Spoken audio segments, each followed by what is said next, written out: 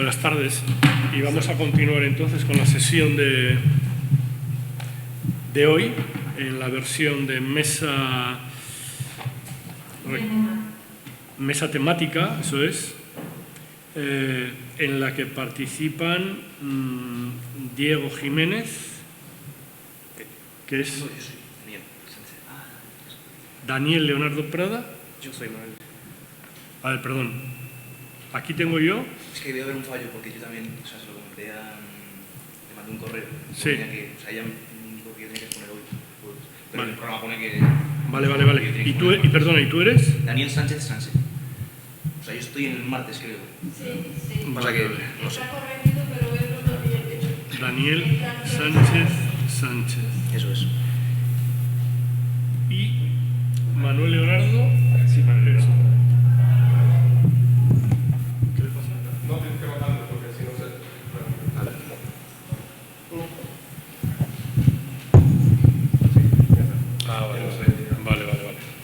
Bien, entonces estamos Daniel Sánchez, Manuel Leonardo Prada Rodríguez y Almudena González, que nos habla desde Valencia. Sí. Efectivamente, sí.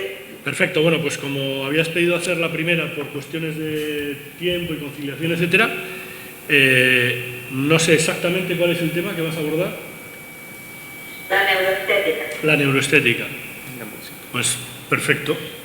¿Cómo, perdona? Vale, pues cuando quieras Tenéis una hora. empezamos, son las 4 menos 10 hasta las 5 menos 10, 60 minutos entre 3 a 20 minutos. ¿Tienes 20 minutos? ¿Sí? Perfecto, sí. Pues empieza cuando quieras. Procuraré ser breve. Bueno, en primer lugar, muchísimas gracias por dejarme participar.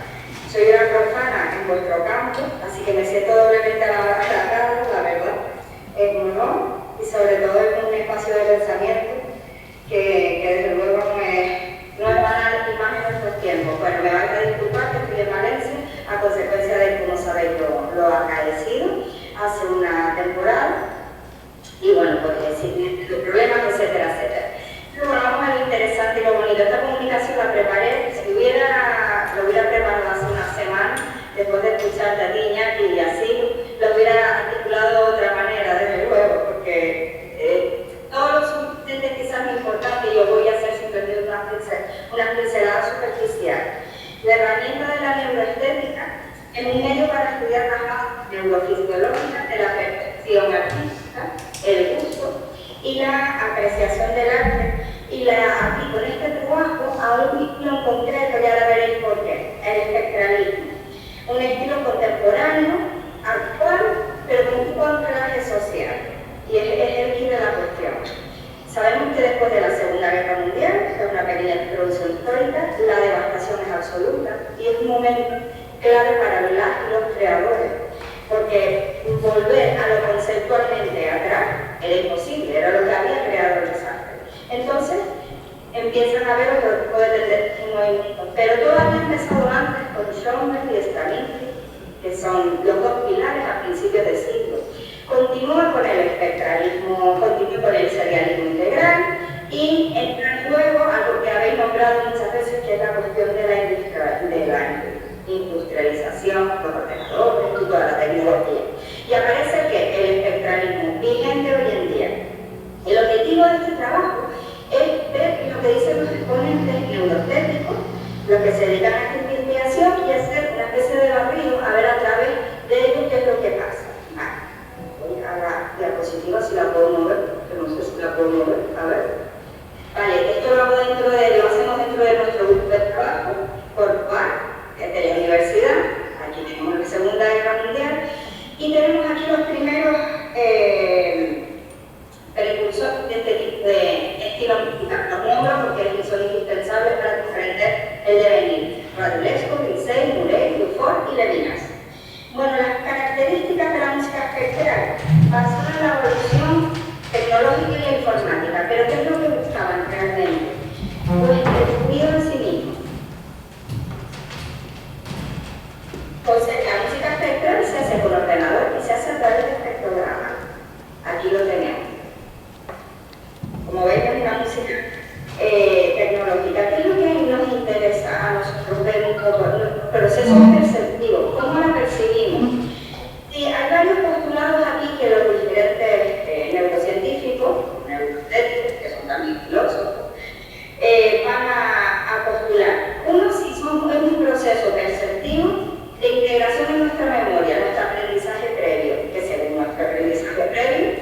postulamos determinado espíritu crítico. Por otra parte, tenemos aquellos que dicen que es el contenido y significado, intereses del conocimiento y, por último, los cambios emocionales a la escucha y la toma de decisiones en el juicio. Volvemos otra vez al juicio estético, tanto el juicio crítico de la obra, que es lo que nos concierne.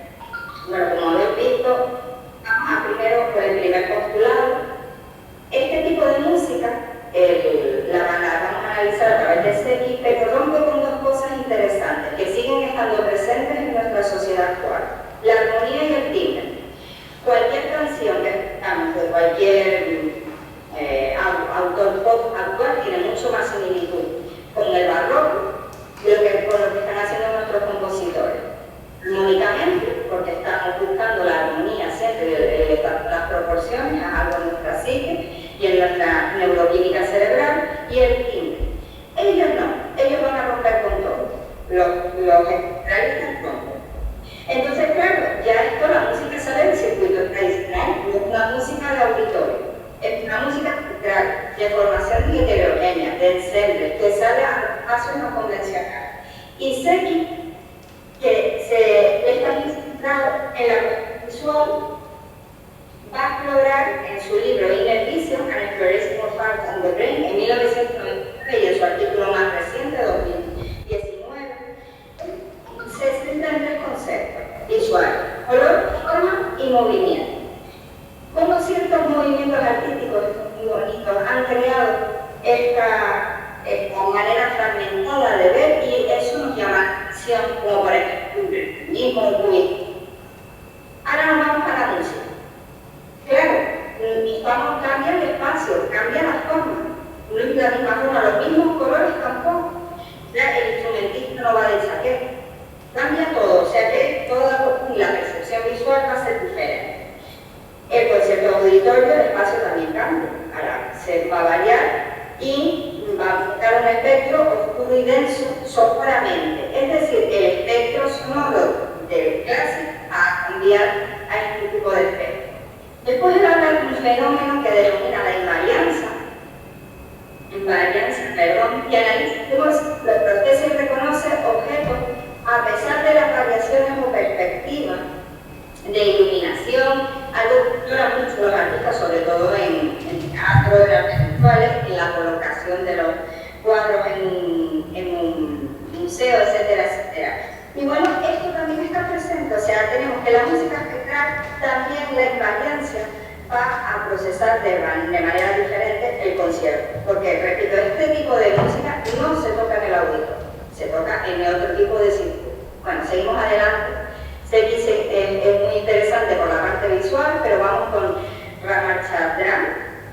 Él propone nueve principios de la estética. Vuelve a hablar del contraste perceptual, pensar que todos ellos están sentados en lo actual, están preocupados por lo que está ocurriendo actualmente, y sobre todo por los estilos, las tendencias actuales que no forman parte del mainstream. Entonces, él habla de la importancia de los contrastes en los estímulos visuales para atraer la atención del perceptor. Nosotros, en el escenario del concierto espectral, nos encontramos en el contraste visual y el auditivo. ¿Por qué? Porque el perceptor no está familiarizado. Si el contraste implica que no hay familiarización, no hay familiarización porque para escuchar mucha música espectral debemos acercarnos a ello de modo propio, no cumplimos uno de los nuevos principios de la estética. Entonces, no estamos familiarizados, podríamos incluso hipotetizar que por ello este tipo de música no está dentro de los circuitos. Después hablo de una cosa que se denomina el Big Shift Effect, un fenómeno por el cual el cerebro tiene una respuesta exagerada a ciertos estímulos cuando estos se exageran o distorsionan de alguna manera. Lo que podría explicar por qué ciertos artísticos, sobre todo en las artes plásticas, creo que todos tenemos, o en la arquitectura, lo tenemos claro, nos atrae. Nosotros vamos al espectro sonoro, volvemos al espectrograma y esa idea oscura, negra, densa, que rompe con todos los principios anteriores de armonía y timbre. Bueno, seguimos siguiente lado, que es desde el bien. Y aquí es un psicólogo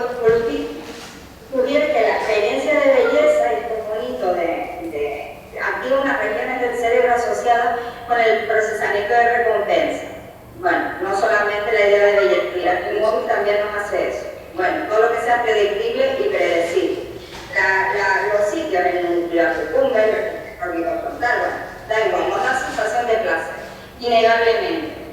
Claro, nos preguntamos aquí la eterna hipótesis. Si al no ser predictiva, al romper con la predictibilidad, que es lo que al ser humano le gusta, el timbre y la armonía, como hemos señalado, esto no nos produce la idea de placer. Y esa es nuestra línea de investigación y con la que seguimos trabajando. Porque lo que nos aparece cuando hacemos experimental, ponemos unos electrodos a determinados señores que voluntariamente acceden a venir al laboratorio a escuchar música, lo que encontramos es que no da el sentido del placer, sino que pues, funcionalmente por activación se produce otra cuestión. Pero siempre es música y siempre se reconoce como tal. Y aquí voy a entrar, me vais a permitir que entre, me arriesgue, me tire a la piscina con Pierce, para poder ir al siguiente postulado. Claro, si el interpretante es un signo en sí mismo, es decir, yo, con esta música, yo soy per se, me llevo una mochila en la cual pues, mis factores psicológicos, mi aprendizaje, neurológicos, culturales, de lo que postula básicamente la memoria y la imaginación, los tengo presentes. Claro, la decodificación de ese tipo de música, pues presenta mi interpretación sobre ella va a ser diferente sobre otro tipo de música que normalmente es predictiva, etcétera, etcétera. Como sabéis, la significación de Pierce es muy interesante aplicarla a este tipo de cuestiones que salen del mainstream, de lo que solemos pues, escuchar, desgraciadamente. Claro, porque el hombre se manifiesta como receptor y como creador, ¿no? Y aquí viene la parte bonita, que tanto el filósofo que es conocido por su teoría del fin del arte, desgraciadamente, porque sugiere que la evolución histórica culmina en un enfoque pues, más conceptual, donde lo importante no es la obra en sí, sino el significado que le otorga al espectador, de aquí un link con Pierce, ¿no? Si no le encontramos significación o la significación no es el placer, entonces ¿qué pasa con esto? ¿Qué pasa con este tipo de música? Que al fin y al cabo son el reflejo de lo que está ocurriendo, de lo que está percibiendo el creador, el orador actual, ¿no? Que es el creador o la creadora.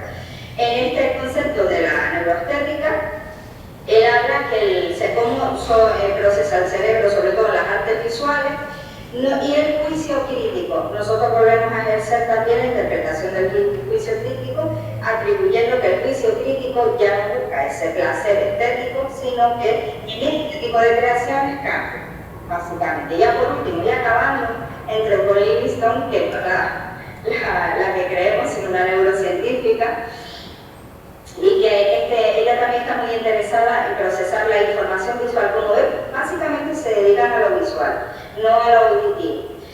Y argumenta que los artistas a menudo exploran inconscientemente los mecanismos del procesamiento visual. Ha investigado cómo los efectos ópticos, luces, sombras, os acordáis que al principio de la ponencia también hablamos de esto, pueden evocar emociones. También aquí hay una dicotomía importante, ¿no? Lo mismo las emociones que las sensaciones. Son cuestiones diferentes, llevarlo como las emociones, pero el clasicismo es la sensación.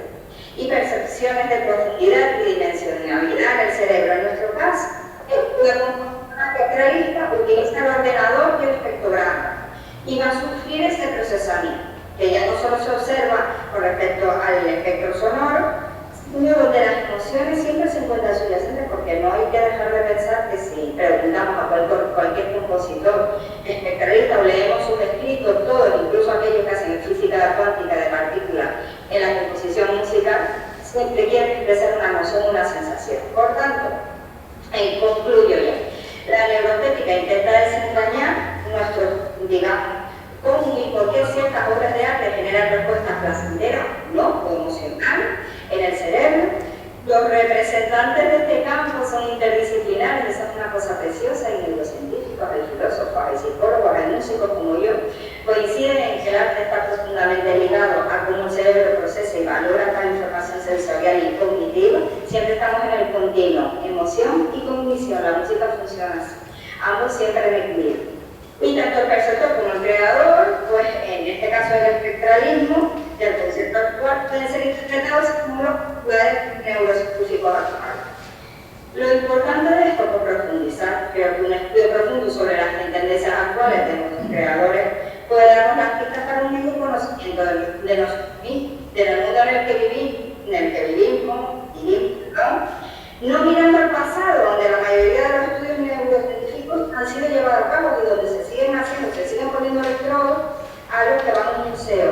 Pero yo postulo, ¿y por qué no a los que van sobre todo a las determinadas obras de arte, a ver las femeninas, etcétera, las obras icónicas, pero por qué no al Reina Sofía, ¿no?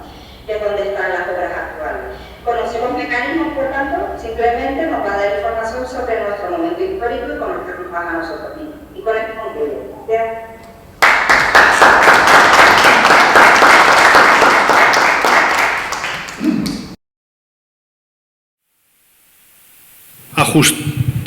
Ajustada al tiempo y personalmente me ha sorprendido porque claro, no esperaba esta ponencia y a mí es que esas músicas me gustan, no entiendo nada, pero siempre me han gustado. Yo les llamo pajaradas musicales. Todo es lo que es la música esta de vanguardia que no entiendes nada, y precisamente llevo esta semana escuchando a Milton Babbitt, que lo he descubierto por un azar y llevo toda la semana alucinando con este individuo, ¿no? Que es una persona mayor, pero la música que hace es algo que te deja fuera de sitio, ¿no? A mí por lo menos, claro, que no soy un especialista, pero te digo, y el espectralismo, y en algún momento lo he seguido, y algunos nombres que conocía. Hay un francés muy conocido, que murió relativamente joven, no me acuerdo cómo se llama, en la música esta espectral y todo esto, ¿no? Y ya te digo, esto es anecdótico y es personal, ¿no? Pero que son músicas que no se oyen, lo que tú dices, no se programan en las salas de concierto. Es la música de vanguardia pues más contemporánea, diría, ¿no? En ese sentido, ¿no? Y bueno, pues normalmente se desconoce y bueno, no lo sé, pero ya digo, yo hay épocas que no me acuerdo de ella porque estás en otras cosas, pero luego hay épocas que por una razón u otra vuelvo a caer y no sé, es un cambio sonoro tan grande que es que te descoloca totalmente, ¿no? Y bueno, ya entrando en lo que tú has presentado de neuro...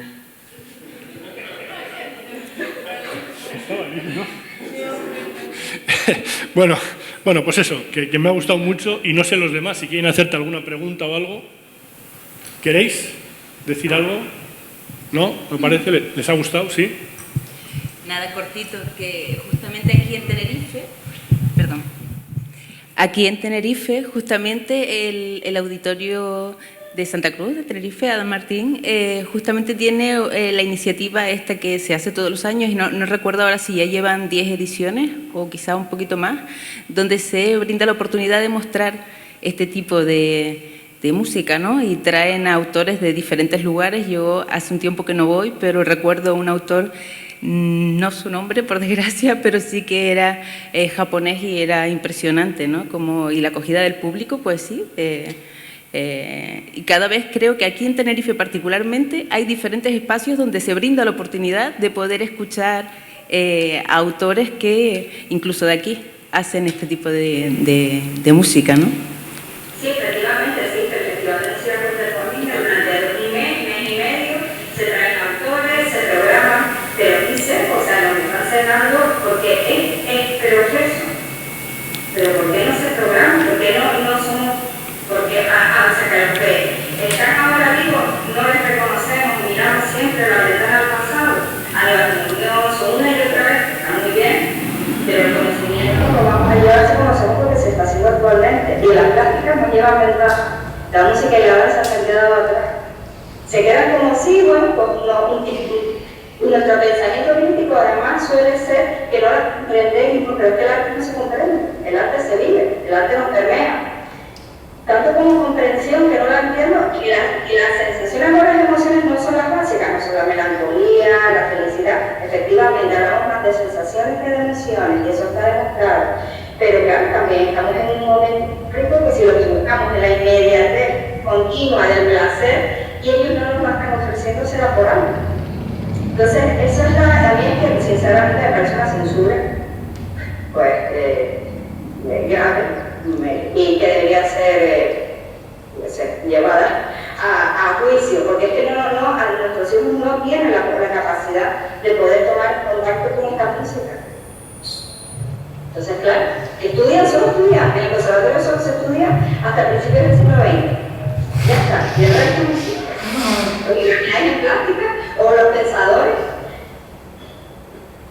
Pero así estamos, y hacer el juicio crítico es que, claro, el de la desfamiliarización del nuevo.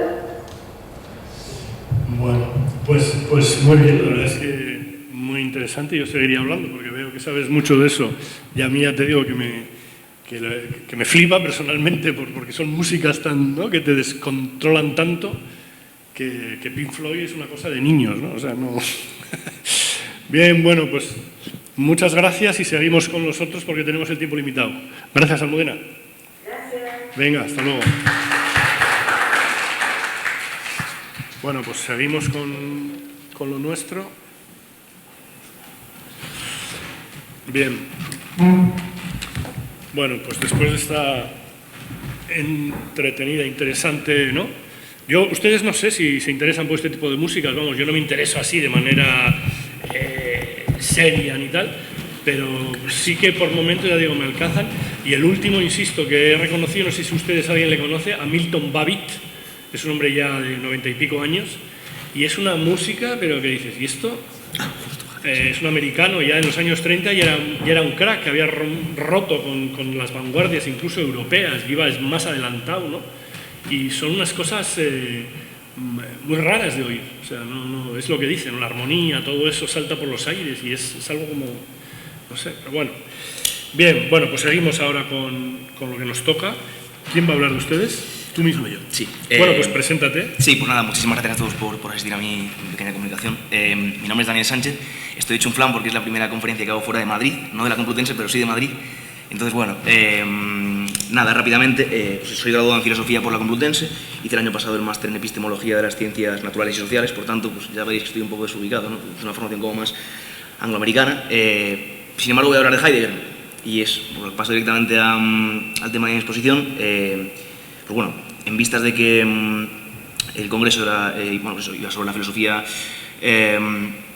y el tema de la intergeneracionalidad, pues lo que he hecho básicamente es coger a Heidegger, en concreto la crítica heideggeriana a la epistemología cartesiana, para mostrar su vigencia en las ciencias cognitivas actuales. Y pues sin más dilación, pues doy paso a la comunicación. Y un pequeño apunte que quería hacer yo. Ni soy experto en Heidegger, ni sé mucho de Heidegger. De hecho, mi tesis, que estoy haciendo a la vez que hago el máster de profesorado, no va sobre Heidegger. Así que, bueno, en fin, ya veréis que mi interpretación dista bastante de lo que hemos escuchado esta mañana. De hecho, pues eso, es un Heidegger epistemológico, que parece una contradicción en términos, ¿no? Pero bueno, en fin, paso ya directamente a la charla, que se estructura en tres partes. En primer lugar, voy a caracterizar brevemente la epistemología cartesiana y su influencia en las ciencias cognitivas actuales. En segundo lugar, voy a exponer brevemente, a grandes rasgos y líneas muy generales, la crítica de Heidegger a la epistemología cartesiana, que he sistematizado de una forma, pues bueno, de forma que se entienda. Bueno, y es muy complicado porque ya veréis que trato de resumir pues, 10 parágrafos de serie tiempo en nada, 5 minutos, así que bueno. Y luego, por último, muestro la vigencia de Heidegger en las ciencias cognitivas actuales, en concreto en el paradigma de la... Me estoy poniendo el reloj, de la cognición 4E, ¿vale? Bueno, así que nada, voy a ello. La teoría del conocimiento cartesiana implica una forma de entender la relación entre el sujeto y el mundo que perdura hasta la actualidad. Según Hubert Dreyfus y Charles Taylor, a los cuales recurro... Perdón. Eso. Según Dreyfus y Taylor, esta relación se puede caracterizar atendiendo los siguientes 4 rasgos. Pero voy a pasar. Eso es, vale. El primer punto es que nuestro acceso al mundo, esto es, el mundo entendido como algo que es externo a nosotros y está fuera de nuestra mente u organismo, tendría una naturaleza principalmente cognoscitiva, y en segundo lugar, solo sería posible mediante determinados elementos que posee nuestra mente o nuestro organismo, a saber, las representaciones. En segundo lugar, el atomismo. El conocimiento, desde la tradición cartesiana, podría descomponerse en elementos claramente definidos y explícitos. Para Descartes, esos elementos serían las ideas, y para la tradición angloamericana contemporánea, las creencias o los enunciados. En tercer lugar, el fundamentalismo. Para justificar el conocimiento, nunca podemos ir más allá de estos elementos explícitos y formulados, y en concreto, tampoco de los dados de forma inmediata si es que los hubiera. Y por último, el dualismo. Pues con Descartes y con una tradición cartesiano-lockeana en general, la distinción entre lo mental y lo físico se sienta como algo incuestionable. Y aunque a día de hoy haya muchos filósofos que rechazan el dualismo mente-cuerpo y afirmen que el mundo puede explicarse en términos estrictamente materialistas, siguen operando dentro del mismo entramado conceptual cartesiano, puesto que entienden que el fundamento de toda la realidad es precisamente lo físico. Y como señalan Dreyfus y Taylor, lo físico es una dimensión que surge justo con la revolución cartesiana. Es decir, el mundo, pero no entendido como un espacio que expresa o en el que se manifiestan las ideas o el sentido, sino como un ámbito desprovisto de toda teleología interna y en el que solo funciona la causalidad eficiente, es decir, la materia galileana. Bien, pues esta forma de conceptualizar la relación entre el sujeto y el mundo, que se desprende de la teoría del conocimiento cartesiana, repercutió y repercute sobre las ciencias cognitivas actuales. Esto es el conjunto de disciplinas empíricas y teóricas que investigan fenómenos mentales, tales como la memoria, la percepción, el razonamiento, la comprensión del lenguaje, etc.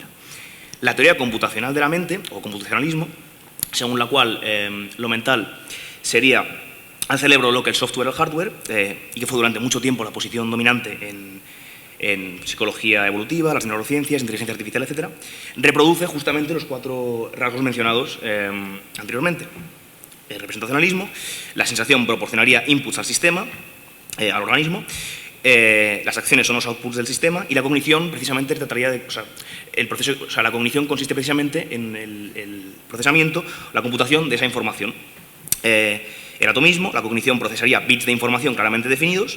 El cerebro, el tercer rasgo del fundamentalismo, el cerebro como el ordenador, sería una máquina que realiza operaciones formales sobre inputs abstractos que recibe del mundo externo. Y por último, toda esta concepción cartesiana descansa sobre, toda esta concepción computacional descansa sobre fundamentos materialistas, puesto que las operaciones mentales se explican por medio de las operaciones físico-químicas de la máquina que las hace posibles, a saber, el cerebro. Bueno, hasta aquí la presentación de Descartes y las ciencias cognitivas cartesianas. Bueno, pues bien, Ser y tiempo, la obra que situó a Heidegger en el foco de atención tanto del mundo filosófico como de la cultura no especializada, alberga una poderosísima crítica de la epistemología cartesiana. Bien, Heidegger insiste en los siguientes 3 aspectos a la hora de hablar sobre la teoría del conocimiento de Descartes. A, la orientación hacia el conocimiento teórico. B, la explicación del conocimiento en términos de la relación entre el sujeto y el objeto. Y C, el planteamiento del problema del conocimiento, a saber, la dificultad, en principio insuperable, de reunir las representaciones internas con los objetos externos que representan. Pues bien, al comienzo de la analítica de la existencia, cuyo propósito, a grandísimos rasgos, consiste en alcanzar una comprensión originaria, preteórica, del ser de la vida humana, Heidegger expone 2 argumentos potentes contra la epistemología cartesiana. En primer lugar, el conocer como modo derivado de ser en el mundo, en los párrafos 12 a 13, y en segundo lugar, la mundanidad como trasfondo de comprensión. Lo he decidido llamar así, ahora se verá por qué, en los párrafos 14 a 18. El primer argumento, el conocer como modo derivado de ser en el mundo, plantea lo siguiente. Bueno, en primer lugar, lo que hace Heidegger es introducir el concepto, postular el concepto de ser en el mundo, in der Weltsein. Con ello, pretende poner de manifiesto la estructura inmediata de la existencia humana. Ahora bien, este ser en el mundo no tiene nada que ver con estar una cosa dentro de otra, estar una cosa al lado de otra o poseer una determinada propiedad. Tales representaciones suponen que existe un ente, el ser humano, que está en el mundo, como si ser humano y mundo fuesen 2 entidades independientes que entrasen en una posterior correlación. Más bien, ser en el mundo hace referencia al estar involucrado teóricamente, al estar inmerso prereflexivamente en el mundo entorno, es decir, al estar familiarizado de manera inmediata con los entes que comparecen en la experiencia cotidiana. Y esta forma de relacionarse con el mundo tiene el carácter, según Heidegger, del Besorgen, es decir, del ocuparse de, el llevar a cabo, el procurarse algo o incluso el temer por algo. Es decir, son maneras de relacionarse con las cosas en un sentido eminentemente instrumental. Según Ramón Rodríguez, profesor de mi facultad, que conoceréis todos probablemente, podríamos entenderlo como un tratar praxico-vital, si no fuera porque con ello parece que hacemos uso de la distinción teoría-praxis y el ser en el mundo apunta más bien al moverse y deambular cotidiano en el mundo antes de toda consideración filosófica sobre teoría y práctica. Pues bien, conocer no es, por tanto, la forma primaria y ejemplar de relacionarse con el mundo, tal y como supone la epistemología cartesiana, sino que es un modo derivado del ser en el mundo. Bien, Heidegger va incluso más allá y quiere demostrar que el comportamiento teórico cognoscitivo se origina a partir del comportamiento práctico operativo cotidiano. Esta génesis presenta los siguientes momentos, por los que paso brevemente. Bien, dice Heidegger, para que el conocimiento llegue a ser posible, se requiere una previa eficiencia del quehacer que se ocupa del mundo. Con la abstención del trato instrumental, este ocuparse de cotidiano, se convierte en un mero estar junto a, que descubriría al ente en su aspecto, es decir, en su eidos. Esto es, desde la perspectiva del que es. Sobre la base de tal relación con los entes, surgiría el mirar hacia, que algunos traductores han dado por traducir como intuición o percepción, es decir, la intuición y percepción clásica de la epistemología. Y este comportamiento, según Heidegger, extraería de antemano del ente que comparece un cierto punto de vista. Esto es importante. Heidegger no defiende un realismo directo. Pues bien, este mirar hacia puede volverse independiente respecto del comportamiento práctico operativo cotidiano. Y dice Heidegger, en el estar así constituido, esto es, como abstención de todo manejo y utilización, se lleva a cabo la aprensión de lo que está ahí. Lo aprendido y determinado puede expresarse en proposiciones y, en tanto que así enunciado, retenerse y conservarse.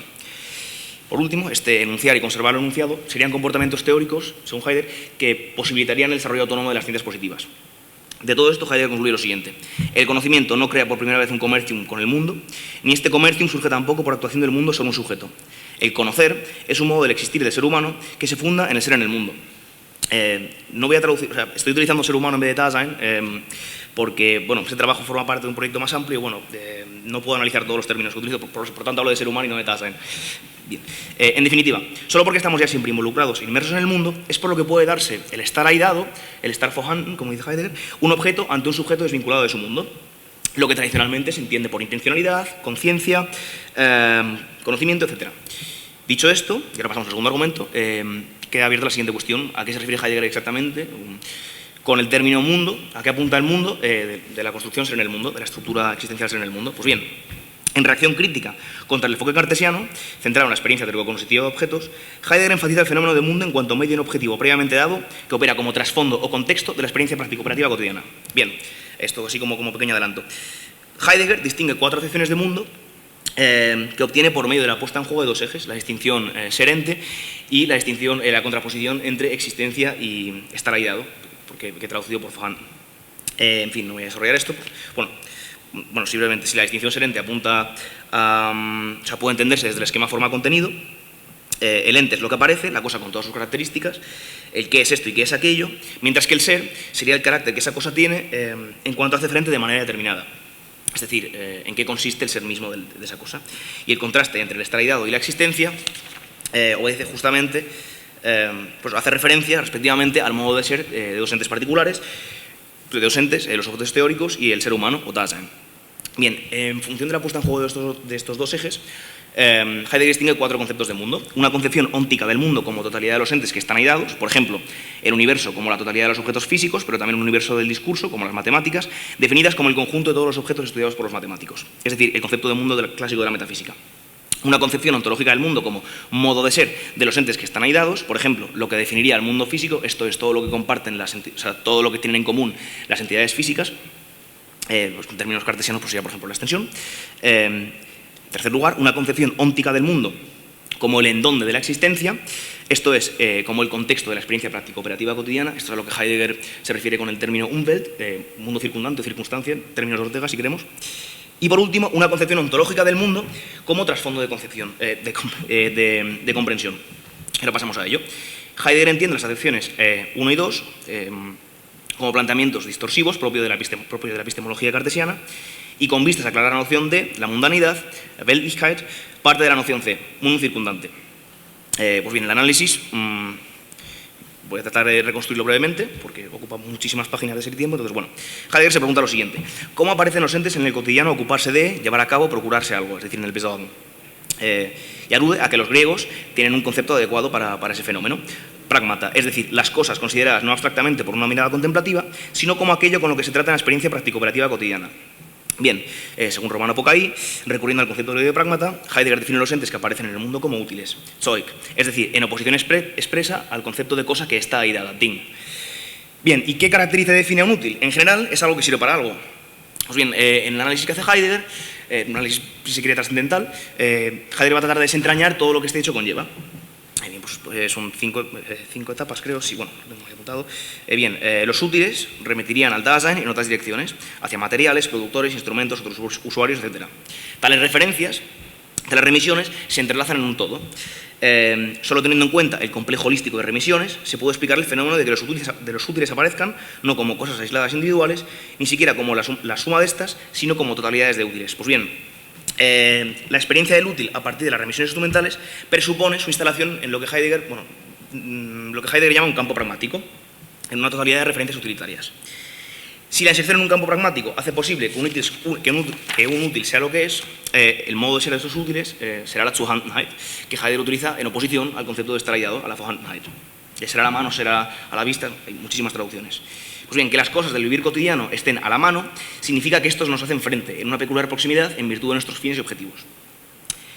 Por último, pues bien, si los campos pragmáticos hacen posible que los útiles sean lo que son, la totalidad de las relaciones en las que, a su vez, los campos pragmáticos están inmersos, también con el Dasein, la totalidad de relaciones en las que, a su vez, los campos pragmáticos están inmersos, tiene que estar ya dada para que los útiles puedan mostrarse como lo que son. Bien, pues esa totalidad de relaciones intrínsecamente referidas al ser humano, al Dasein, y a las que este ya siempre está referido, es lo que a lo que Heidegger alude con el concepto de mundo. En definitiva, por mundo se entendería el fenómeno, el trasfondo de comprensión que mantiene articulados los campos pragmáticos entre sí y con el Dasein.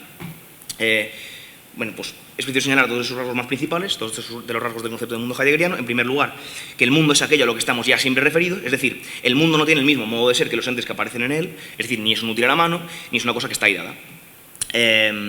Más bien, el mundo es un carácter estructural de la existencia humana, lo que Heidegger llamaría un existenciario, existencial, tradúzcase como se quiera. En concreto, Heidegger habla de mundaneidad, Weltlichkeit. El segundo rasgo, por otro lado, el mundo es aquello que antecede a toda captación de una determinada cosa. Si los útiles y las cosas son descubiertas a partir del mundo, este tiene que estar ya predescubierto, tiene que estar abierto. O sea, su modo de ser fenómeno es la Erschlossenheit, la aperturidad, si se quiere. Bien, el mundo está abierto y ahora el espacio en que se dan las cosas. El mundo pone de manifiesto que la intencionalidad primaria no está referido a objetos o series sucesivas de objetos, sino a una totalidad de significado abierta. Pues bien, si el conocer es un modo derivado del ser en el mundo, y este mundo, por un lado, forma parte de la existencia y por otro lado, está ya siempre abierto al ser humano, el problema del conocimiento, a saber, en términos de Heidegger, cómo sale el sujeto cognoscente de su esfera interna hacia otra distinta y externa, quedaría disuelto. Dice Heidegger, ¿qué podría preguntarse aún si suponemos que el conocimiento ya está en medio de aquel mundo que él tendría que alcanzar precisamente trascendiendo al sujeto? Ahí bien, pues vemos cómo Heidegger desmonta los tres postulados principales, según él, los tres postulados principales de epistemología cartesiana, y ahora por último veremos cómo pues siguen teniendo vigencia en las ciencias cognitivas actuales. Bien, breve resumen en contra de la epistemología cartesiana, según la cual A, nuestro acceso esencialmente cognoscitivo al mundo está mediado por representaciones, B, el conocimiento puede descomponerse en elementos definidos y explícitos, C, el conocimiento se sustenta sobre bases con absoluta certeza, y D, lo físico y lo mental son categorías fundamentales para poder explicar, dar cuenta de la realidad. Heidegger argumenta lo siguiente: A, el conocer no es la forma primaria y ejemplar de relacionarse con el mundo. B, solo porque estamos ya siempre inmersos e involucrados en el mundo es por lo que puede estar aidado un objeto frente a un sujeto desvinculado. Y C, si el conocer es un modo derivado del ser en el mundo y este mundo forma parte indisoluble, indisociable de la existencia, y si se encuentra ya siempre abierto al ser humano, el problema del conocimiento desaparecería. Pues bien, al igual que la epistemología cartesiana, el planteamiento de Heidegger también ha inspirado un paradigma en las ciencias, un paradigma o varios en las ciencias cognitivas contemporáneas, a saber, la cognición 4E, lo que se conoce como 4E cognition.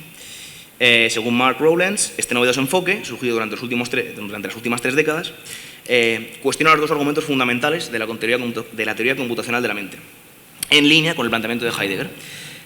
Las representaciones mentales son estructuras instanciadas en los cerebros de los seres humanos y los procesos cognitivos consisten en la aplicación... los procesos cognitivos consisten en la aplicación consecutiva de reglas transformacionales a las representaciones mentales. Este ataque a las ciencias cognitivas cartesianas serían por las mismas vías que Heidegger, esto es, atenuando el concepto de representación y atribuyéndole más importancia a la acción en el medio ambiente. Pueden distinguirse hasta 4 enfoques críticos con el planteamiento computacional.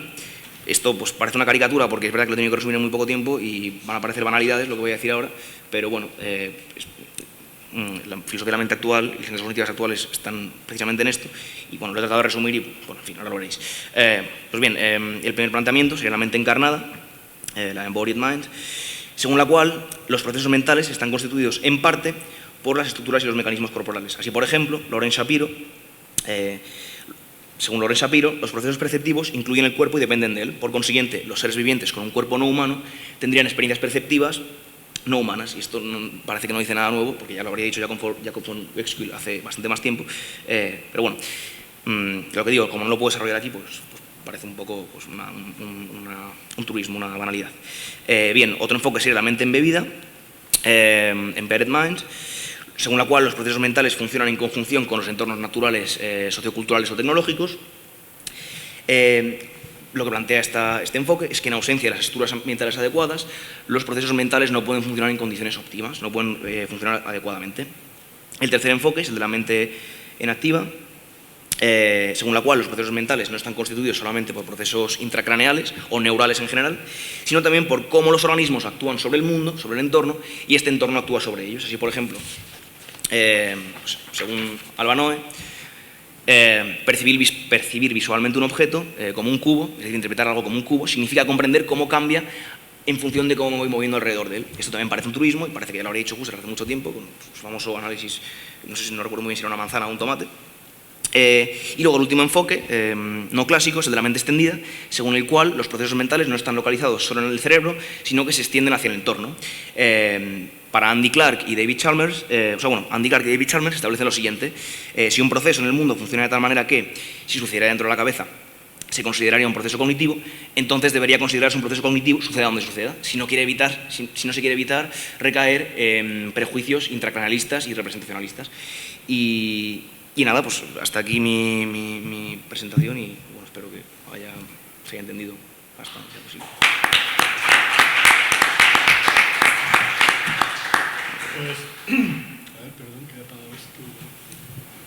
Pues, muchas gracias, ¿no, Daniel?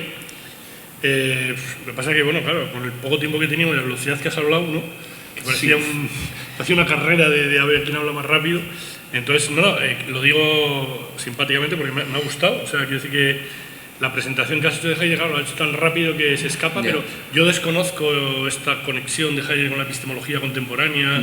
Hombre, la crítica de Heidegger a Descartes y al subjetivismo y a todo lo que representa, sí, ¿no? Pero esta conexión de la epistemología contemporánea a través de Heidegger, pues te voy a pedir las referencias además, porque no la conocía y me parece aprovechable e interesante, ¿no? En cuanto a todo lo demás, pues ya te digo, la pena es que ha sido tan rápido que me costaba seguirte, ¿no? Pero vamos, no me parece que está, ¿no? Ya te digo, no sé, habría que verlo con más detalle o con más cuidado, pero lo veo, no sé, me ha gustado, ya digo, desconociendo todo lo que incorporas al final, que creo que es lo más que te interesa y lo más novedoso sobre el asunto, ¿no? Pero claro, teniendo a Ramón Rodríguez como profesor, claro, pues Heidegger lo tienes fácil, ¿no? Porque es uno de los máximos especialistas que hay en lengua española sobre Heidegger y en ese sentido, pues muy bien, ¿no? No sé si alguien quiere hacer alguna intervención rápida. ¿Sí?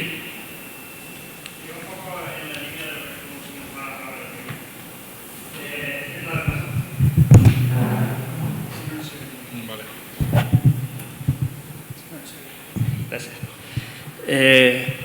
A ver, no sé si vamos a disponer de tiempo un poco, porque, claro, la primera parte, lo relativo a esa teoría tradicional del conocimiento, a ese cartesianismo epistemológico que, bueno, a veces no siempre tiene muchísimo que ver con Descartes, pero es como lo ha interpretado sobre todo la tradición analítica, la crítica de Heidegger, ok, hasta ahí todo bien. No vi, no terminé de ver la relación de lo último que comentabas con la crítica de Heidegger. No sé si vamos a tener tiempo de que, aunque sea 4 minutos más, que lo plantees un poco más claro, porque a lo mejor simplemente me perdí un segundo y tal, si pudiera ser. Por favor. Gracias. Claro, desde luego. Lo primero de todo, quería disculparme. Si he hablado muy rápido, probablemente se deba, pues, que estoy hecho un plan, como he dicho. Y tenía que... Y pues eso, siento que no se haya entendido. En cualquier caso, quien quiera que le pase el texto, aquí está. No lo he impreso porque no me he atrevido y por eso quería esperar a que hubiese réplicas o lo que sea para incorporarlas y ya pasarlo a la organización del Congreso. Bueno, en fin. Yo creo que no te has perdido. El tema es que tampoco he podido entrar mucho... O sea, a ver, la cuestión es... la relación entre Heidegger y el paradigma de la cognición 4E pues pasa por dos dimensiones principalmente. Una, porque Heidegger prefigura esos desarrollos que van a ser autónomos. O sea, es verdad que, evidentemente, los científicos empíricos no leen a Heidegger, o sea, discurren por vías paralelas, pero llegan a los mismos resultados. Entonces, por así decir, la cognición 4E, que es un paradigma experimental, incluso, o sea, bueno, es teórico, experimental, etcétera, tiene mucho que, o sea, O sea, Heidegger prefigura muchas de las cosas a las que llegan las propias ciencias cognitivas contemporáneas por su propio desarrollo interno.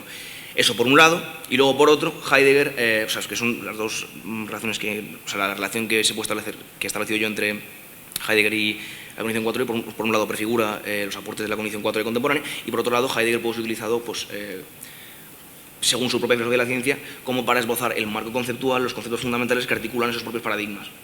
Es verdad que como no he podido desarrollar, y lo que he dicho, pues lo que la presentación de los 4 enfoques ha parecido, pues, es una caricatura, una miniatura de lo que dicen verdaderamente, y estos autores, o sea, los más filosóficos, es decir, los que no están tanto en las ciencias positivas, sino que se dedican más a reflexiones metodológicas y cuestiones de fundamento, sí han leído a Heidegger y sí citan constantemente a Heidegger. Bueno, no sé, es que, claro, sin poder entrar más en detalle en el enfoque 4E, no puedo explicarlo como tal, pero en principal... Sí, los teóricos evidentemente leen a Heidegger, y de hecho, pues es que la vía por medio de las cuales, o sea, a través de la cual critican las ciencias cognitivas cartesianas es la misma que la de Heidegger. Así dicho, a muy grandes rasgos, sin entrar mucho en detalle, es por un lado atenuar el concepto de representación, es decir, hacer una crítica al representacionalismo epistemológico, criticar el dualismo ontológico y prestar más atención al tema de la actividad del organismo en su entorno. En particular, los que más citan a Heidegger, de hecho, son los seguidores, los que suscriben el enfoque de la mente en activa, el que he citado Alba Noé, pues es un ferviente heideggeriano. Y bueno, si quieres rastrear el nexo entre ciencias cognitivas contemporáneas y Heidegger, pues lo que se suele denominar el eje Heidegger-Dreyfus-Wheeler, que son los tres, me han dicho que tengo una interpretación muy analítica, muy, no sé, pues, sui generis de Heidegger. Pues los dos autores que utilizo para interpretar a Heidegger estas coordenadas, pues son Mark Wheeler y Hubert Dreyfus, que tuvo una polémica, de hecho, con los informáticos del MIT, que son de la clase de filosofía muy importante, por la cual retiraron los fondos de investigación a los de informática. Así que es muy interesante, pero no lo he desarrollado y no puedo desarrollarlo aquí. Eso. Muy bien, sí, la verdad es que suena interesante, sobre todo por la novedad, pero no tenemos más tiempo. Además tiene que hablar ahora el siguiente compañero, Manuel Leonardo Prada Rodríguez, ¿sí? Sí, señor. Que nos vas a hablar de... Bueno, ¿comienzo yo? Sí, pásale por favor Muchas gracias. Muy buenas tardes. Mi nombre es Manuel Leonardo Prada Rodríguez. Vengo de Colombia, soy profesor de la Universidad Industrial de Santander, de la Escuela de Filosofía. El motivo de esta charla, que tiene que ver sobre si las armas matan, discúlpenme, o somos nosotros los que utilizamos intencionalmente a las armas, pues esta motivación tiene que ver con precisamente Colombia. Vengo de un país caracterizado por la violencia. Desde antes de la conquista española ya los nativos se mataban entre sí. La conquista fue sumamente violenta, la independencia fue peor de violenta, y cuando por fin Colombia como que pudo entrar en esta onda de los estados liberales, siguió siendo violenta. Llevamos más o menos 70 años de violencia, la vivimos día a día por narcotráfico, guerrilla, paramilitarismo, bandas criminales, y esto me lleva a preguntarme, ¿somos los seres humanos nacidos en Colombia los que usamos las armas para matarnos, o hay algo en la materialidad del arma que nos motiva a matarnos? Y esto, pues digamos que tiene mucho que ver con lo que acontece, muchísimas gracias, no solamente en Colombia, sino también en otras esferas. Digamos, cuando se incrementa la violencia en Estados Unidos, que digamos un muchacho de 16 años tiene su pase y ya tiene derecho a comprar armas, compra una y de repente mata a 10 personas, ahí viene el asunto de ¿vamos a prohibir el porte y uso legal de las armas o vamos a permitirlo? Básicamente el debate que hay entre republicanos y demócratas. Pues bien, me gustaría pensar esto desde la filosofía de la técnica, según la cual hay dos posturas semejantes. Por la línea de los republicanos estarían los intencionalistas o instrumentalistas, y por la línea de los demócratas estarían los materialistas. ¿A qué me refiero? En cuanto a los artefactos tecnológicos está la pregunta de si ellos tienen agencia material o no. En este caso es si los aparatos hacen cosas, dado que con nuestro lenguaje tendemos a personificar. La lavadora lava, el ordenador se cansó, es decir, como que tratamos a las cosas como si fueran seres humanos. La pregunta es si en verdad hay algo de agencia en las cosas o meramente nosotros la utilizamos como si fueran instrumentos. En este caso, la postura materialista considera que los artefactos en verdad tienen capacidad de agencia y en esa línea de pensamiento las armas también. ¿Qué significa esto? No tanto que las armas o las cosas piensen e intencionalmente decidan, sino que tienen un efecto moral. Es decir, a la hora de, por ejemplo, evaluar un asesinato, pareciera que la carga no quedara exclusivamente en el ser humano, sino también en el arma. El argumento de los materialistas es que hay algo en el diseño del arma, hay algo en la materialidad que conduce, orienta las acciones de las personas hacia ello. En este caso, como que ustedes pueden verlo en otras esferas, por ejemplo, un videojuego, un teléfono celular, viene la pregunta de un muchacho de 15 años que dura 15 horas al día frente a un celular, ¿está usándolo libremente o está siendo dominado por él? Los materialistas dirían, está siendo dominado por él. Hay algo en la materialidad que sugiere a este muchacho utilizarlo. Hay algo en el arma también que conduce a las personas a portarla. Hay una invitación a ponga el dedo en el gatillo, aproveche la mira, enfoque y si puede, úsala contra alguien. Entonces, pareciera que en ese diseño ya hubiera algo más allá de la intencionalidad humana a la hora de utilizar armas. En esa línea de pensamiento, como que si yo, viene el ejemplo de Bruno Latour, quisiera matar a alguien, podría hacerlo con mis puños, pero me resulta más efectivo con una piedra. Solo que si lanzo una piedra, tal vez yo no tenga puntería. En contraste, un arma con mira telescópica me va a garantizar la efectividad a la hora de asesinar. Por consiguiente, el arma tiene algo.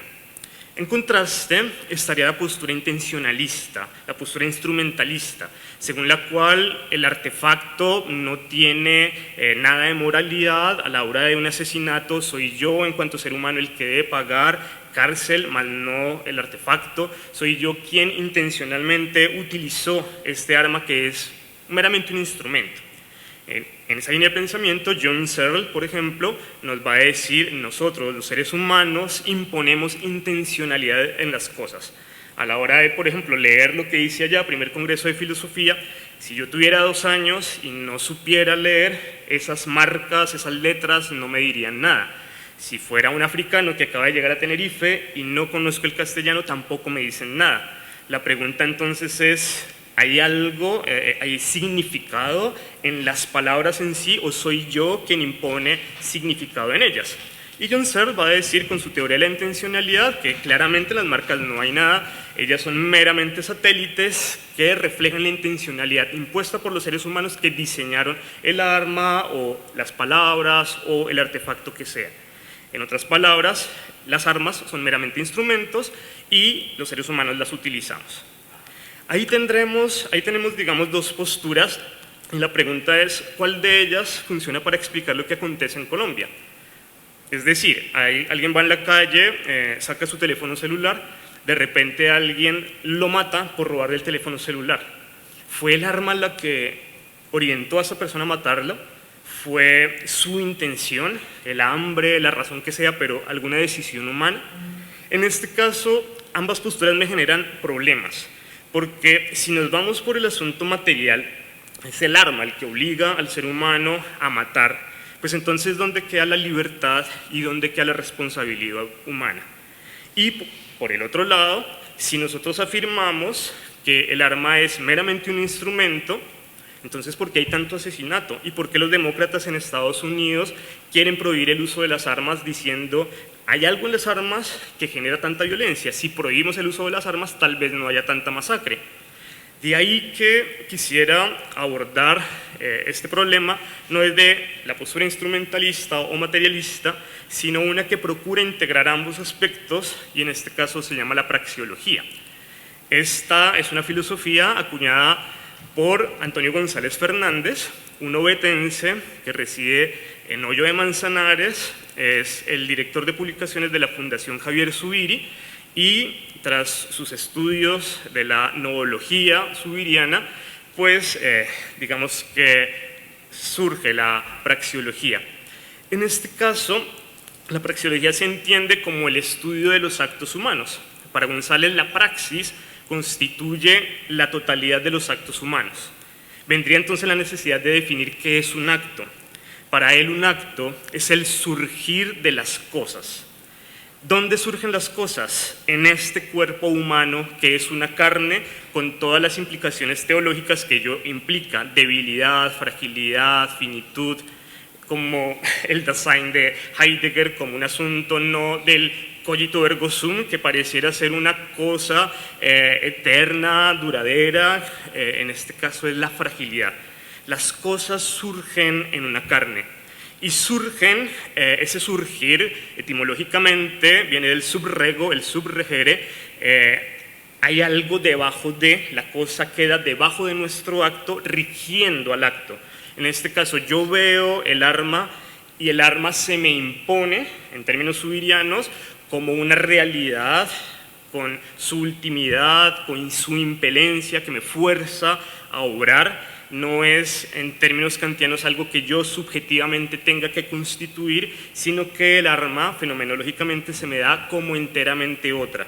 Yo no tengo nada que hacer para constituirla, ella se presenta como diferente a mí. En alteridad radical, lo que en términos zubirianos sería la formalidad de realidad.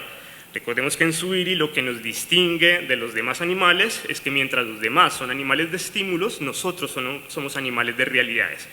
En esa línea de pensamiento, dado que nosotros somos un acto encarnado, es decir, los actos surgen en nuestra carne, nos afectan. Y aquí, digamos, desde el pensamiento gonzaliano, podríamos decir que hay una similitud con la visión materialista. El arma está ahí, es real, surge en mí afectándome. Cuando me refiero a la afectación, no es como que el arma sea meramente un dato epistemológico que llega a una memoria, es guardada en cuanto dato y ya, sino que, digamos, más o menos como lo que acontece con el café, yo lo huelo y ese olor no me deja quieto. Hay una inquiescencia, diría Javier Zubiri, que me lleva a tomar acciones. El aroma del café me alborota, bien sea porque lo detesto o porque me agrada tanto que me motiva como a tomarlo, a abandonar la charla para salir corriendo o a esperarme, pero yo tengo que tomar una decisión porque hay una realidad que está ahí. En esa línea de pensamiento las armas están ahí y los narcotraficantes, los guerrilleros las tienen. Y no surgen como meros datos, no son meras opciones de, bueno, utilicemos puños o armas, sino aquí tenemos un arma, podemos usarla y dominar. En esa línea de pensamiento, como que la materialidad del arma es real, pero no podemos limitar el análisis a simplemente la postura materialista, a decir, el arma nos fuerza a utilizarla y nosotros, pobres ingenuos, no tenemos nada más que hacer. Esa es la postura materialista, pareciera que el ser humano no tuviera libertad, no tuviera capacidad de decidir, sino que estuviera preso bajo el dominio del arma. Por la otra parte, Antonio González nos va a decir, si bien es cierto, las armas se nos muestran como algo de suyo, algo impropio, en alteridad radical, no obstante, justamente por esa alteridad radical, por esa diferencia, nosotros los seres humanos tenemos la capacidad de decidir. ¿A qué voy con esto? No somos meros animales. Los animales o los demás animales están presos de su instinto. Por decir algo, hay un perrito, tiene instinto sexual, yo soy un ser humano, también lo tengo. No obstante, si hay una perrita en celo, el perrito no puede tomar una decisión respecto a si tratar de tomar a esta perrita, tener relaciones sexuales con ella o no, sino que su instinto lo lleva a ello, incluso a matarse con otros perros si es el caso, porque no es consciente, no puede dominar el instinto. Ante un estímulo hay una respuesta instintiva y no hay más que hacer. Si el perrito está en un incendio, la única posibilidad que tiene es huir. Por instinto de supervivencia no puede hacer más. En contraste, los seres humanos, aunque tenemos instinto sexual, podemos decir, bueno, me volví monje, no quiero tener relaciones sexuales, o hay una mujer desnuda ante mí, pero pues yo soy homosexual. Es decir, como que los seres humanos podemos excogitar diferentes respuestas ante los estímulos. Claramente tenemos instintos, pero más allá de eso, hay una distancia entre el estímulo y nuestra respuesta, por lo cual nuestra respuesta no es meramente instintiva, sino que ante esa dilación podemos pensar y justamente proponer diferentes alternativas pues para actuar. Lo mismo pues va a acontecer en el caso de las armas. Más allá de que ellas tengan un diseño prefigurado que nos motive a insertar el dedo en el gatillo y matar, según la postura materialista, los seres humanos ante ese estímulo no necesariamente tenemos que acogerlo, sino que gracias a la alteridad radical podemos tomar decisiones y elegir si usarlas para matar o usar las armas para fundirlas, convertirlas en asadones, como diría la Biblia en esta visión profética, pacifista, de convirtamos las armas en instrumentos de paz. En otras palabras, el ser humano no está dominado por las armas para su uso. Aquí entonces vendría la pregunta, ¿y qué hacemos en el caso de Colombia? ¿Cómo podemos entender tanta violencia? Creería yo que hay algo más. No podemos restringir el asunto a si las armas nos llevan a matar o si nosotros voluntariamente lo hacemos, sino que también viene un asunto cultural, un asunto relacionado con las costumbres, como nosotros, digamos, realizamos las cosas. Aquí es donde viene la praxeología. Había mencionado que el acto es el surgir de las cosas, surgen en nuestra carne, y con base en ese concepto de acto, Antonio González muestra las estructuras de la praxis. En este caso, la primera de esas estructuras se va a llamar acción. Ya no es meramente un acto que nosotros realizamos en calidad de agentes, de manera preconsciente, como cuando respiramos. Yo en este momento no estoy calculando mi respiración, mis manos pareciera que se movieran solas, yo no tengo dominio sobre ellas, es mi manera de hablar. Hay como un aparato parasimpático que está haciendo que yo realice actos aunque no sea consciente de ellos. Y eso es lo que habitualmente sucede, como que nadie sigue instrucciones para subir una escalera. Muy en la línea de Martin Heidegger, estamos arrojados en el mundo en lugar de tener que calcular como sujetos nuestras acciones. Y en ese arrojamiento pues vamos actuando. Esa sería nuestra capacidad de agencia y por ahí irían las armas. Pero a diferencia de las armas que tienen capacidad de agencia, nosotros también podemos realizar acciones. ¿Qué vendría a ser las acciones según González? Actos con dirección, actos con intencionalidad, y aquí entra Husserl, Brentano, toda esta corriente fenomenológica, según la cual los seres humanos dirigimos nuestras acciones con base en el pasado. Hemos realizado tantas acciones que se nos ha vuelto costumbre, esa manera de proceder ha quedado en nuestra memoria, de tal manera que de manera otra vez, racional, no irracional, sino prereflexiva, es que nosotros podemos movernos en el mundo. Aquí en Tenerife vamos a tomar un bus, hacemos así, nos vamos equivocando, pensamos que era el bus acertado y nos dimos cuenta que no, hacemos así. En este caso, como que ya tenemos un lenguaje. El señor conductor sabe qué significa esto o qué es estirar la mano, intencionalmente entiende el concepto y es lo que habitualmente hacemos. Todo este concepto de habitud heredado de Javier Zubiri. En esa línea de pensamiento, los seres humanos ya no seríamos meramente agentes, sino también actores. Actores en la línea de pensamiento del prosopon, de la personalidad, de cómo los seres humanos que querían realizar teatro se ponían una careta, una máscara para fingir la risa en el caso de la comedia o la tristeza, etcétera, lo que fuera necesario. Y pues en esa línea de pensamiento González, muy en la línea de Zubiri, nos va a decir: los seres humanos no solo hacemos cosas, sino que también realizamos cosas en calidad de actores, seguimos un guión que nosotros no hemos escrito y que se llama cultura. ahí, creería yo, está el centro de lo que acontece en Colombia. Somos una cultura violenta, que no acontece acá. Aquí hay carros, pero las personas que van manejando respetan al peatón. En Colombia, habitualmente, el peatón es vulnerado, atropellado, no hay, digamos, respeto alguno por la vida, por lo cual podríamos decir estas acciones responden a una cultura que menosprecia la vida desde su origen e incluso antes. No obstante, Antonio González no se queda ahí, sino que también nos propone la tercera estructura llamada actividad, según la cual los seres humanos no necesariamente tenemos que ser meramente agentes o actores de nuestra vida, sino también podemos ser como autores, en este caso generar nuestro propio rol, nuestro propio guión, ser escritores de nuestra propia vida. Y en esta línea de pensamiento, a pesar de que alguien como yo, que crece en un ambiente tan violento, donde todos los días se mueren familiares, amigos, pues decidí estudiar filosofía. Ahí está el asunto, como que a pesar del contexto, a pesar de la violencia, es posible que el ser humano decida por sí mismo qué quiere ser y con las posibilidades que tiene construya su ser.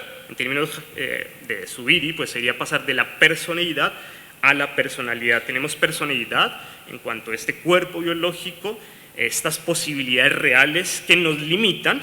Yo no puedo decidir hacer con mi vida lo que se me dé la gana, como me arrojo por la ventana y salgo volando porque mis condiciones materiales no me lo permiten, me voy a matar, pero sí podría decir salgo y me tomo un café porque ese aroma me está llevando a que lo tome.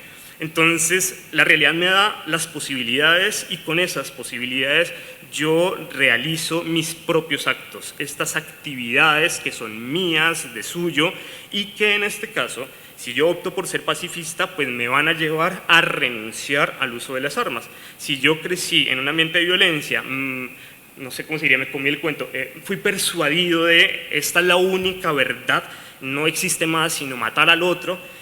Bueno, ya yo sería como muy brutico si me quedo en esa mera posibilidad diciendo, bueno, tengo que ser colombiano y por ende tengo que matar. Pero, dado que somos seres humanos, más allá de la cultura, más allá de lo que hicieron con nosotros, podemos decidir, trasciendo esa cultura, trasciendo esa intencionalidad tan violenta y realizo actividades pacifistas usando las armas para convertirlas en asadones y pues generar, no sé, campos de cosechas o para matar gente. En esa línea de pensamiento, si bien es cierto, hay una materialidad en el arma, porque es real, nos lleva a tomar decisiones, se impone y está diseñada para matar, finalmente los seres humanos somos libres por la alteridad radical, por esa distancia que hay entre los estímulos y nuestras respuestas, para tomar una decisión pacifista, violenta o lo que sea. En esa línea de pensamiento, pensaría yo, la violencia en Colombia no es meramente un asunto estructural. Claramente lo es, pero no solamente eso. También hay seres humanos que voluntariamente pueden decidir ser pacifistas y generar una nueva, digamos, como un nuevo rol, como una nueva manera de actuar. De ahora en adelante no nos vamos a matar, de ahora en adelante vamos a ser como en Tenerife, respetuosos de las normas de tránsito, respetuosos de la vida. Esa sería la ponencia. Muchísimas gracias.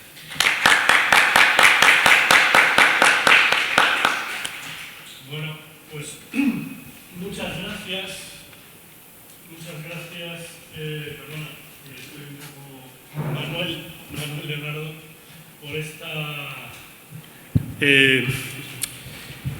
¿Cómo decir? Por esta animada y persuasiva reivindicación de la paz y de la libertad frente a la violencia, ¿no?, como cultura del odio, asentada sin reflexión, no solamente en la comunidad colombiana, sino en muchas otras, y en las que falta precisamente esa educación crítica para la libertad y para la paz, que yo creo que trae muchísimos mejores resultados que su contraria, ¿no?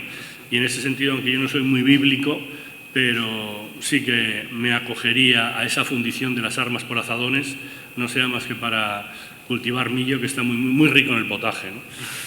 Entonces, bueno, no sé si alguien tiene algo, quiere decir algo, brevemente se puede hacer. Sí, por favor. Yo brevemente, solo me gustaría decirte algo. No veo que hables de los sistemas, no veo que hables de ¿cómo decir?, de las estructuras de poder que en la historia de Colombia, igual que la de Guatemala, que es de donde yo he vivido muchos años, y en otros tantos países, ha marcado esa cultura de violencia. Yo creo que sí hay que distinguir entre qué es agresión o qué es conducta agresiva y qué es violencia. Y ya desde hace más de un siglo hay muchos pensadores que definieron que la violencia es una cuestión de estructura y es una cuestión no de decisión individual. Lo que eso implica, ¿verdad?, que a la postre, por eso tiene importancia en el estudio de la violencia entender también los contextos sociales e históricos, porque si no, que sería digamos el cuestionamiento que yo te haría, si no resulta en explicaciones tremendamente individualizadas. Todo el tiempo es desde el yo, el yo, el yo, el yo. Entonces, como yo, no te lo digo por ti, sino en esa línea de pensamiento, esa explicación tan yoica al final asume responsabilidades que no ha decidido. Perdona, disculpa, es que soy un pitido de fondo. Bueno, digamos, solamente quería entrar un poco en eso, pero yo sé que el tema es complicado, tampoco tenemos tiempo, pero es algo que pues de alguna manera en lo que chocaríamos, digamos, como explicación, ¿no? En un país como el tuyo o como Guatemala, que realmente desbordan violencia, es cierto, ¿no? Entonces la preocupación ética de por qué me parece válida, pero yo creo que esa perspectiva desde el yo, al final deja fuera lo que son elementos casi determinantes de la violencia en muchos lugares. Entonces, bueno, solo quería manifestar ese disenso en el planteamiento, nada más. Por lo demás, gracias. Muchísimas gracias. Pero yo pensaría que... Un momento. Un pequeño inciso y así ya respondes y dejamos porque es que llevamos... Está bien. Digo que brevemente... Súper breve. Quería solo comentarte o preguntarte, ¿no? Dentro de la praxeología que has presentado, ¿no?, y de Antonio González, y la perspectiva, la visión materialista, ¿crees que lo que ocurre sería extrapolable lo que ocurre en Colombia con lo que ocurre, por ejemplo, con los niños soldados en la República Democrática del Congo? ¿Crees que se podría encontrar esa conexión, el hecho de dar armas, ¿no?, ese impulso desde la visión materialista que comentaste, ¿no?, el hecho de tener el arma, se le da el arma a los niños y los niños se ven impulsados, no tienen ese momento de pensar qué es lo que van a hacer, sino desde la perspectiva materialista que comentaste.